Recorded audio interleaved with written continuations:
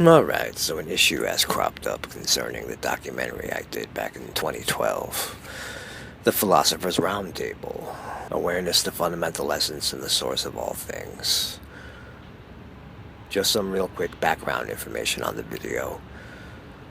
I conceived of the idea back in 2011 and worked on it for a year and a half before publishing it on September 28th, 2012. It was an innovative project. In many ways unprecedented in terms of a large-scale organized venture done in a way that was never done before. So it was a unique enterprise in that it was the first time a mass collaboration documentary was put together solely through the medium of the internet. So having conceived of an original concept, I then corresponded with a multitude of different individuals from across the globe using various different online avenues, like YouTube and Facebook and other social media applications, doing everything to plan and organize the project through the World Wide Web, coordinating with individuals, seeing who would or would not participate, giving them the outline for the film, asking them for their video submissions, collecting the contributions, and editing it all together and publishing it. It was a massive undertaking and more difficult than most people might suspect. I'm not saying there was never any collaborations done on the internet before this point, but I do know that any such collaborations were very small scale. This video was the first of its kind to encompass this type of massive collaboration, with over 30 people involved in a film that was almost 3 hours in duration.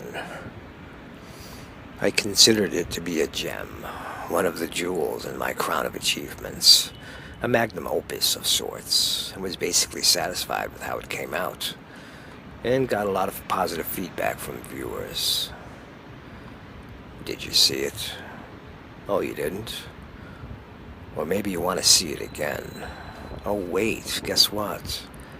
You can't see it anymore. Or more specifically, you are not allowed to see it anymore. They won't allow you to watch that film. Who? The British Broadcasting Corporation, that's who. Oh my. Oh my. You use 120 seconds of our content, so you must be stopped and blocked. Oh my. Oh my.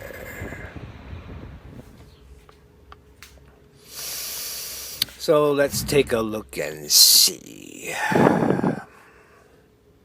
Here we go. So let's click the link and see what happens. Boom.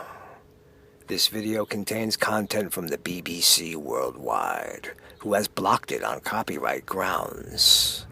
Sorry about that. Yeah. So close to a 3-hour film gets blocked because it contains a minute, maybe a minute and a half, of content from the BBC.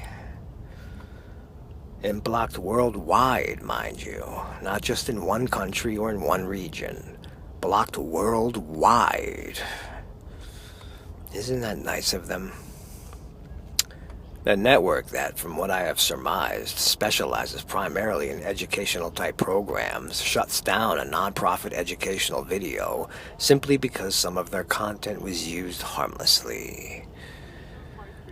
And you know I have the fair use. For sure, this instance falls under the rights of fair use. The segment in question comes from a contribution from DPR Jones, whose original video also got blocked. And that's a cause for concern, considering from what I have gathered, although I might be wrong, he's from the UK, and I thought he told me he had some connections with them. Because I remember this use of content concerned me at the time for exactly this reason. So if they blocked DPR Jones's original video, which in itself was like 15 minutes, and uses a minute and a half of BBC content, a guy that, unless I'm mistaken, is a British citizen with some possible clout at the BBC, then it doesn't bode well for the overall documentary getting unblocked. Although I'm not sure if DPR is aware that his video got blocked, or if he tried to dispute it, or if he even cares, or what. But I'm basically mulling over what to do next. and turning to viewers, and maybe even to the people that appeared in the film, some of which are from the UK, and asking for your comments and suggestions. Because as I see it, I only have a few options. One, I could try to get someone who lives over in the UK to try to establish a contact with the BBC, as they do have offices and complaint departments, and have them make the case in person and resolve this independent of YouTube. And hopefully they will agree to remove the restriction due to fair use. Or two, I can try to take the same kind of approach through YouTube instead, which would involve disputing the claim and making the case through YouTube's copyright dispute system, which I'm not so confident in anymore. Because even if you are in the right and lay out all the reasons and the factual evidence of the fair use, they can still just choose to reject it on a whim and disregard everything you've prepared.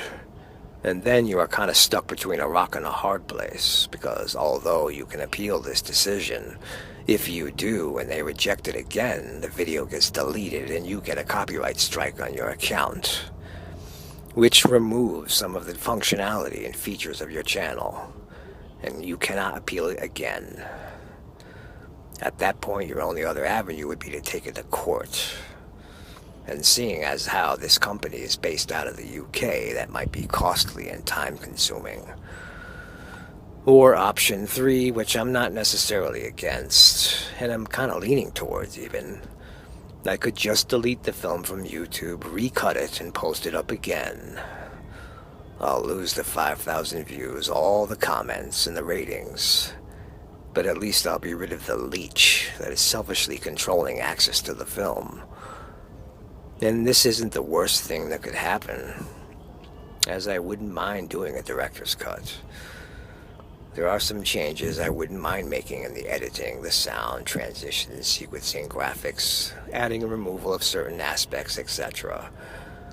There are a couple of people I wouldn't mind including who I wasn't able to coordinate with last time, and a few sections where the people who were in it didn't follow the guidelines, or had various technical issues. So I really wouldn't mind punching it up and giving it a second coat of paint. And yet, if it could be resolved without much of a fuss, I wouldn't mind that either. So what do you think? How should I proceed? Comments and suggestions below.